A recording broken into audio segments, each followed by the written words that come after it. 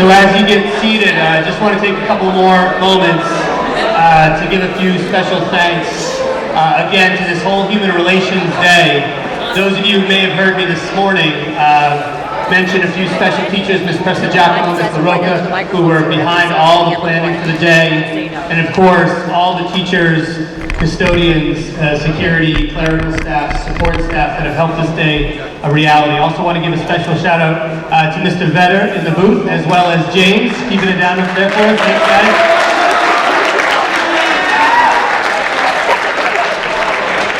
James has kept it on lockdown all day, so thanks, James. We appreciate it. It's my distinct pleasure to introduce Mr. Jorge Sierra as our keynote speaker.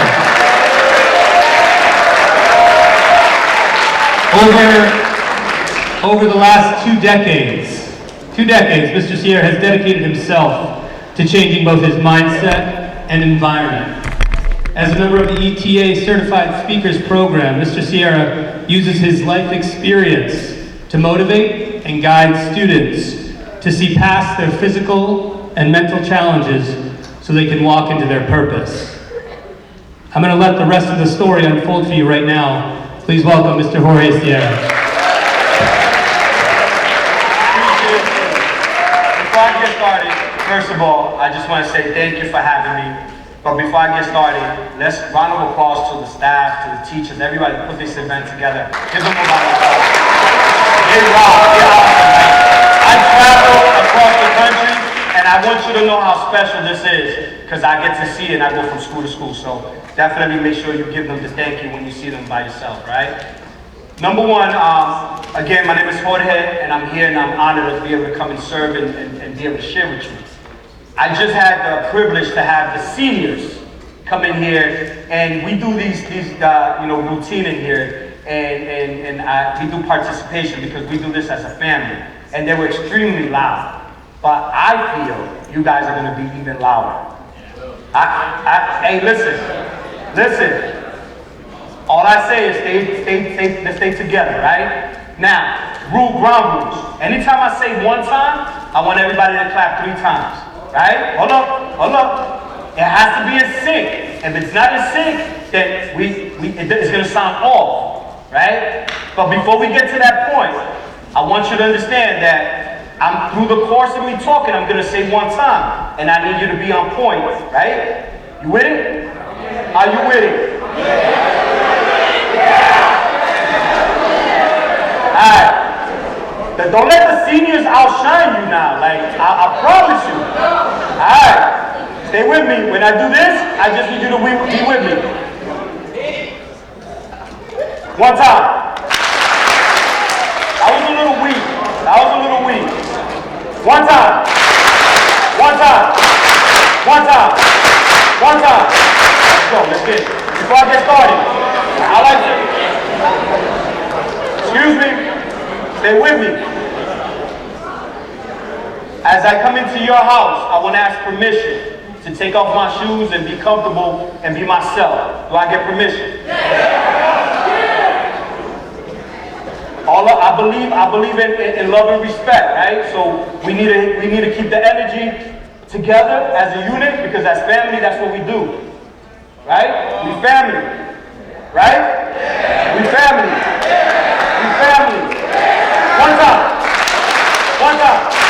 One time. I want you to know that in the last 2 years it's been crazy. We've been dealing with COVID. We've been dealing with a lot of distractions. We've been dealing with just hardship, health issues at home, financial situations. Like, we've seen a lot. I want you to understand that in the last 2 years, the transition doesn't define who you are, but it's made you stronger to get to the next level of who you become. Do you understand? One time. Stay with me. That was a little weak. You said we family, so I'm gonna speak my truth. One time. I think the seniors have a little challenge here. I think you guys are about to get it. So stay focused, all right? So growing up, I want to share my story real quick, and I want to make sure that you understand. The reason I'm sharing my story is because I want you to understand that when I was your age and I was sitting in that side of the spectrum, I didn't have nobody to be able to talk to me. When I was in your shoes, I didn't have somebody say, Jorge, come here. Let me build you up. Jorge, let me remind you that you are a king and you are a queen, right? Like I didn't have nobody remind me. Growing up, I grew up in a household where education was not celebrated. I was a welfare recipient, meaning we collected welfare, we were dealing with the city. By the time I was 6, 7, I was exposed to my uncle and my grandfather in the house with hair and needles in their arms. You see, my mom and dad were not really in my life. Got raised by grandma. Drug abuse already at that house. By the time I was already in 9th grade, I let my situation define who I was. As a freshman, it was very challenging for me to really grasp a lot of things. Even though I was a young man, I was living in a household full of females, only 2 males in there, and I didn't have no respect for them. So by the time I hit high school, the one thing that I fell in love with was sports, it was football. And it was my first time playing organized sports because younger, nobody ever signed me up for anything. I didn't do no after-school activities, none of that. And so when I got engaged and I got engaged with the team, I felt like I was at home.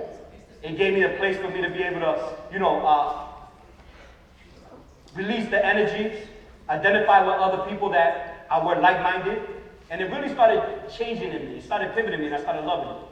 But because I said education was not celebrated at home, one of the things that I didn't do was handle my business and my academics. So we already know, any athletes in here? What happens when you're not a student first and then an athlete? You get benched. But I didn't get benched, they just didn't let me go to the next team or the next sport. That made me in a situation, that put me in a situation that I made a decision that would define the rest of my life. And I want you to understand right now, whatever you're facing, and I know some of you are still talking to each other, and y'all probably think that, what your man or your homegirl have to say is more important than what I'm telling you. I want you to understand, don't play with your life. You're playing with your life if you're not sitting here listening to what Jorge is going to tell you. Because what's coming next, it's not going to be easy. What you're going to face in life is not going to be easy. But I promise you, you're built for this. I promise you got everything it takes to get to the next level. I want you to know that you're queens. You're kings. You got royalty in you. And if you haven't heard it lately, I love you. And I'm not trying to be a weirdo. I love you. Because sometimes it is so important at this age, at your age to hear, I just love you. We're at a stage that we become something that we're not because we're not secure about who we are. And that's why we entertain certain foolishness. And by the time I decided that I was going to drop out 9th grade, that ended me in the streets. Now I surrounded myself by individuals that were gang members, selling drugs, holding guns, right? Doing all the above. And even though at 15, I thought I had an S on my chest because guess what? At 15, we feel like we don't have no control of our life because you go to school, everybody's telling you what to do. You go at home, everybody's telling you what to do. But there's a reason. There's a reason. We're still not developed to be able to make some certain decisions. And I want you to understand, be patient. Be patient. By the time I was 17, 2 years blown in the streets, gang activity, involved in the streets. I'm walking down Bristol, Connecticut. There's the courthouse to my left. First floor is the police department, second floor is the courthouse. And I'm walking and I got crack cocaine on me. And I decided to stop because one of my men was out in front of the courthouse and he was just out there chilling because he was waiting for the judge or whatever the story is. And as I sit there and I talk to my guy, somebody had called, and said that there was individuals in front of the courthouse actually with a gun. See, what I didn't know that 2 minutes prior to me stopping by, they were playing with a cap gun out there. And so they hemmed us all up inside in front of the courthouse / police department. And what do they find? They found a crack on me and a toy gun. Who got arrested? I did. That's what I said. So now, fast forward a month after, I gotta go see the judge. That put me in a position that literally I had to go to see the judge a month after that, bring my mother, which my mother itself Me and her didn't have a good relationship. Like I said, she wasn't in my life, but I was an underage individual, so I needed a parent or a guardian to be able to take me. So as we go to the courtroom and we go to the second floor, I'm sitting there and I'm waiting for the judge and I'm pissed because I gotta go to court. I might go do some time. And I remember looking over to my right shoulder and a door sets a set of door open and a few dudes go through the set of doors. And mind you, I'm inside the courtroom. Now they look at me and I look at them. We give each other eye contact and they go, like, "What's up?" And I'm like, "What's up?" Right? That ego. That I'm gonna show you I'm not gonna be disrespected.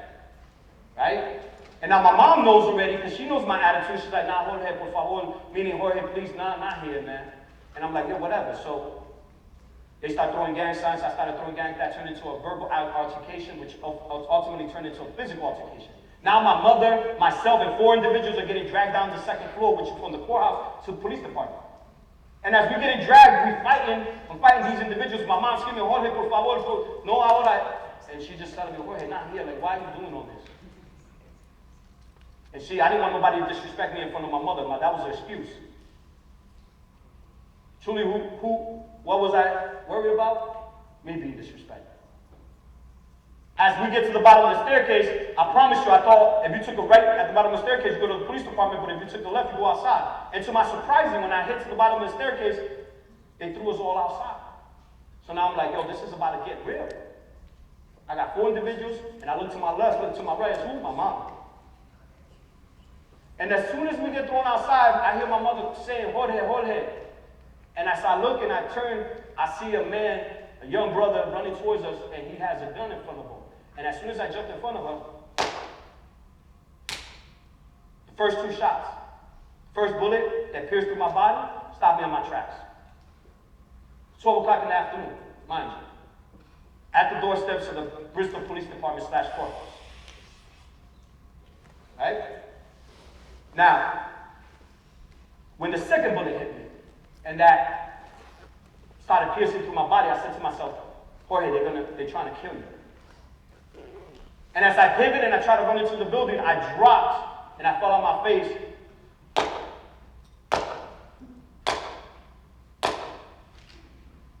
Four more bullets pierced through my back.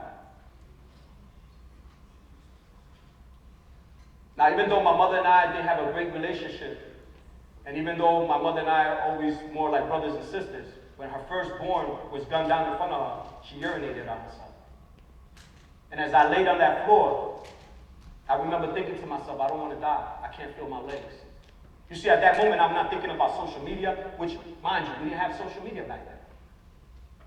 But I wasn't thinking about who's my peoples, who's my best friend. I wasn't thinking about who liked me, who didn't like me, what I didn't have, what I did have. I was just truly worried that I was going to lose my life. And way before, once I get up and I ended up waking up in the hospital, I really understand that transition in life really had me understanding at 17 how you can lose, your life can change in minutes. You see, when I meet people, they tend to say, "Jorge, I'm sorry." And I'm like, "You're sorry for what? What happened? What did you do?" Well, they're like, "The wheelchair." And I let them know, I'm like, I smile because I'm like, what's wrong with the wheelchair? I could pop wheelies. Yeah, do circles. Right? What's wrong with the wheelchair? Swaggy. They said, well, you got to deal with that. I said, you know what's the funny part?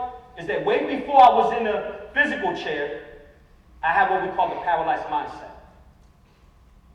What does paralyzed mean to you? Real quick. Can't do nothing. Who said that? Not moving. Can't move. Broken. Numb. Right? Not be able to. Can't move my legs. Now mind you, I'm paralyzed from the waist down. Right? But I want you to understand that even though physically I look like I'm confined to this chair, I'm not contained in this chair. And I don't want you to miss that. When I first got into this chair, I thought that this defined me. So I didn't like when guys looked at me because I felt insecure. I didn't think women would really check me out. And I understood quickly that once you embrace who you are, that's your greatness. So through this last 27 years, I was 17, now I'm 45 now. In the last 27 years, I've been able to create what we call the walk forward process. And so today I'm going to share with you quickly 4 steps that allow me to get from that paralyzed mindset into that prospect mindset. You ready? Yeah. Yeah. Thought we were family. Yes, sir. One time. I was winning. Come on, man. We gotta let these seniors win. One time. One time. One time. One time. One time. One time. One time. One time. Yes. Let's go. What is the first step for me to go from paralyzed to prosperous? Who is your circle of influence? Circle of influence. If you look at the picture to my left, that's me after falling into the chair, still doing what? Involved in gag activities. Still going to the clubs. Still using my chair as an excuse to not do what I said I was going to do for myself. Not only almost lost my life, but my mother almost lost her life. So I had to start understanding, okay, Jorge, that's not it. Some of you right now have some behaviors that you know it's not it. You know you in some circles that they don't celebrate you, they tolerate you. You know that the minute you turn your back, they're the same one talking about you. But you're so insecure of who you are that we stay in those circles. And I want you to know, I release you from that. It's the right to be different. It's the right to be in circles that celebrate you, not tolerate you. And if you know this energy, you need to understand that the number one step to get to that prospect mindset is to surround yourself by the right energy, the right people. Right? If you see the picture to my right, from day and night, these brothers celebrate on my right side. These brothers are great men in their own lane. Together, we become, a force to be reckoned with. Who are you surrounding yourself by right now? Who are those individuals? One time. One time. One time. One time. One time. One time. I want you to realize your decisions define who you are. Your decisions define your destiny. All right? One time. I think y'all, I don't think the seniors got it. Like, I think you guys are being it.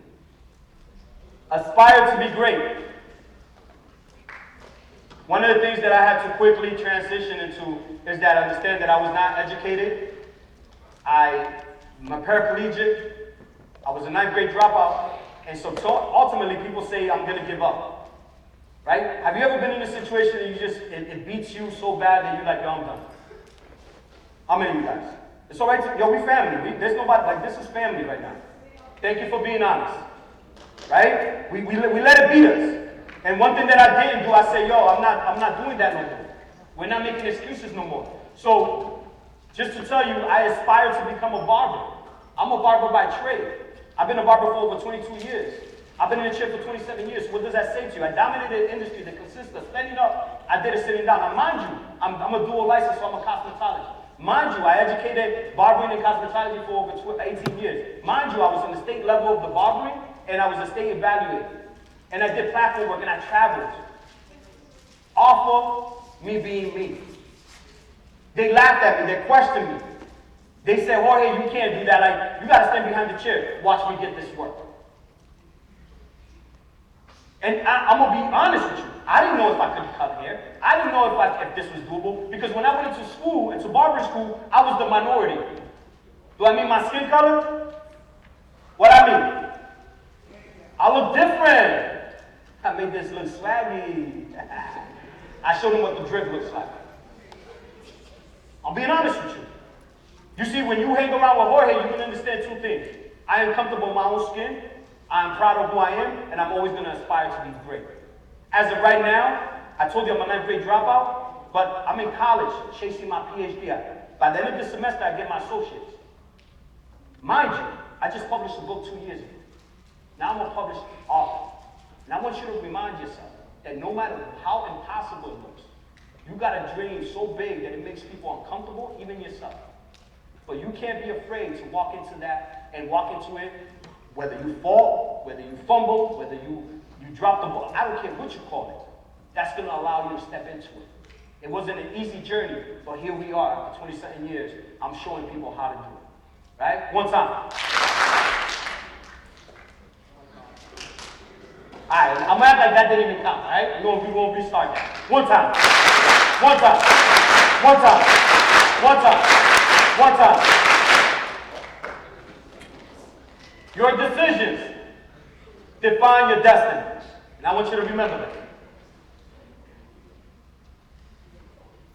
Next step in that walk forward process is love who you are. I just told you. How do we love who we are? Number one, I want you to look in the mirror and accept who you are. The pimples, the hair, the glasses, the braces. Like, love who you are. Embrace who you are. You are a queen and you are a king in your environment. And I need you to understand what that means. I can't love nobody more than what they got to love themselves. Do you feel me? Do you feel me? Yeah. Do you feel me? Yeah. I need you to really say that with your chest out. Do you feel me? Yeah. You got to love yourself. You got to love yourself. How do we love ourselves? I'm going to give you some tangible things. Listen up. Number one, identify who's in your circle. Starting today, we're not going to deal with that foolishness. If you know your homegirl, your homeboy is always talking about other people, I'll be honest with you, that doesn't align with greatness. If you're the one talking about other people, I promise you, you're distracted. You're too busy worrying about what other people are doing. You see people ask me like, yo, did you watch the NBA playoffs? Did you watch football? Did you watch Tom Brady's coming back? Nah. You know why? I can't watch grown men make millions when I don't got millions. I'm sorry. That's my truth.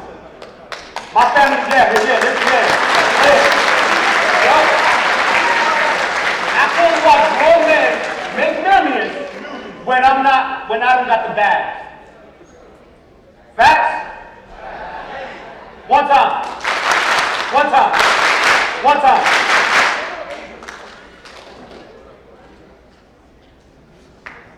Kick the bad habits. Kick the bad habits. Or how we kick bad habits. Well, what you say you want and what you're doing, there's a contradiction. Let's not make this deeper than what it is. If you want to be the best athlete, but you don't practice, there's a contradiction. If you're trying to get to college, but all you do is drinking, smoking, hanging out with the wrong people, or gaming, there's a contradiction. If you want to be stronger at what you do, and you're not putting in the work, there's a what? Let's do that together. If you're not putting the work and doing what you say you was going to do, there's what? Contradiction. So where's the contradiction in your life right now? Right? That's how you kick your habits. Now, mind you, they told me I would never walk again. They told my mother that I'm going to be a paraplegic for the rest of my life. And that might be true. But that's the problem with us in today's world. Let's stay focused. I'm in your house, but you gave me the respect to be able to stay connected. And I don't want you to miss this. Because this is how you close and how you walk into your greatness. Number one, you have to identify who's around you. Who are these people that we got to get rid of? Or who else do we got to gain to get closer to? You got a group of educators and teachers that love you. Like, I don't know if you're building with these individuals, but they know that path. Number two, you need to aspire to be more. You got to want more. Like, just getting by is not enough. And by the time you do A and B, that means you're going to love yourself enough to understand what? Where are the contradictions? One time. One time. One time. This is what it looks like when you find a contradiction in your life. I can't feel half my body. They told me I would never walk again. But I'm here to show you.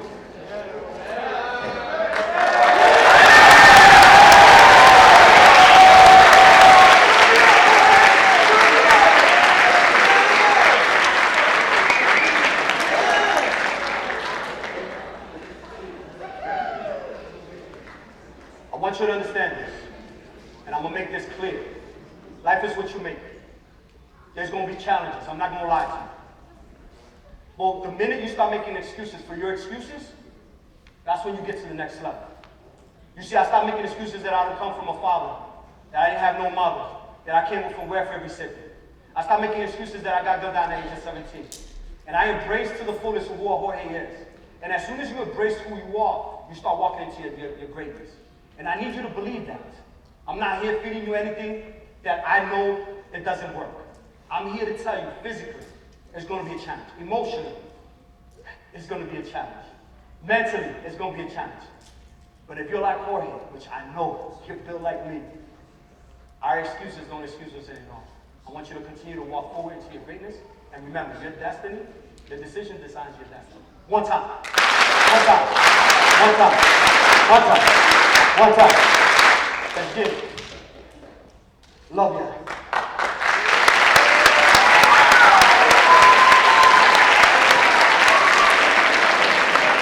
How much time do we have? 4 minutes, questions. 8 minutes, questions. Let's respect everybody, please. Let's make sure we're still here, we family here. And I'll be honest with you, between y'all and me, y'all smoke the seeds. I'm just saying, all right? Don't let them know I said that. Defensive tackle. Right? They try to put me in defensive, they try to put me in offensive guard, and I hated it. I was like, I can't do it. So defensive tackle. And special teams.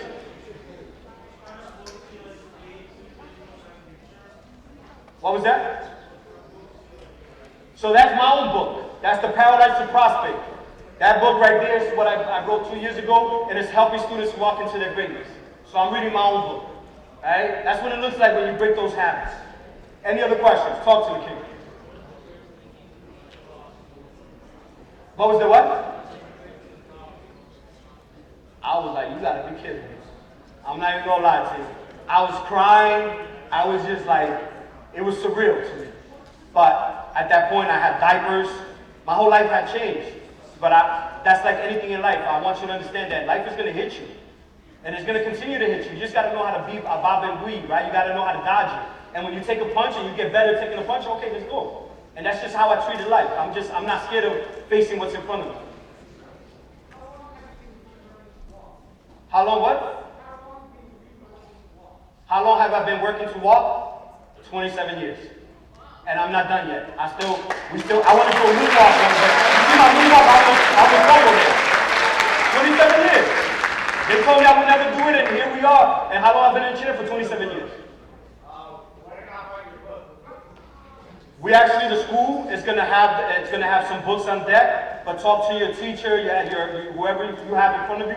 They'll help you get that information. I truly believe that it's just gonna give you some insight into how to get to that next level.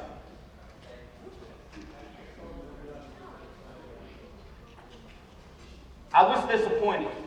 And I'm gonna give you a quick short story. I was disappointed, but I have a 15-year-old.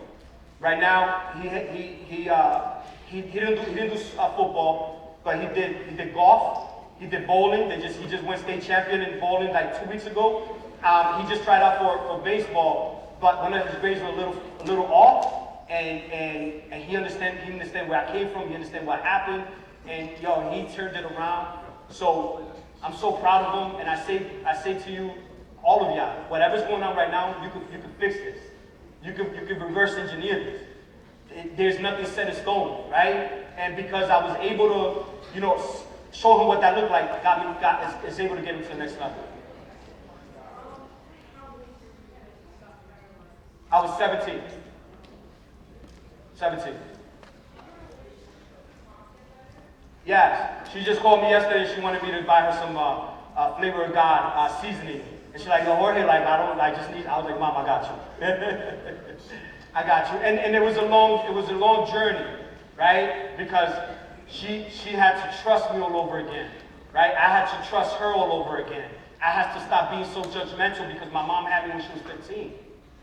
You see, there's two sides to the story. I tell you, my mom wasn't in my life, but my mom had me when she was 15, 14 pregnant, and 15 had me, right? So be easy with your parents, right? Like your parents, listen, I want to take a moment, like it's easy for us to be judgmental why we don't get certain things, but sometimes, you know, as parents we're broken and we're fixing ourselves. And I want you to have some grace. Don't be so disrespectful. Don't be so ungrateful. Like for real, for real. Life is going to turn this around and y'all going to have kids someday. Families. And I want you to understand that whatever you put into the universe is what you get. So be graceful with your students, with your teachers, with your parents, with people that are older than you. Right? Don't be disrespectful. Don't feel that you got the right to talk to people the way you want to talk to them. It's called love and respect. It's like you allow me to come into this room and be myself. And I ask permission. And you accept me for who I am. Do the same for everybody else in your life. My friend right here is like an upcoming barber. And he wants to know if you guys wants to know any tips or anything about barbers. Definitely. Listen, the tips to this, and thank you. You see, that's a friend. Listen, that's what it looks like when your friends celebrate you. Give them a high five. That's what it looks like when your friends celebrate you. So, real quick, I would do some YouTube. I would do some free haircuts. Cut. Right? No, free from now. Right? Because the minute you understand what you're doing, there's a price to it. I feel like you're having me promote you right now. We're going to have to talk about the price and all that stuff. You're going to have to give your percentage. One time. That's my time. Love you.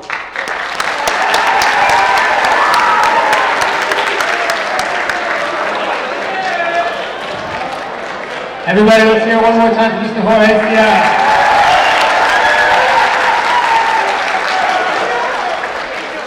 All right, we're up against the bell, so keep an ear up for that. Let's leave in an orderly fashion. You're heading to your last period class of the day.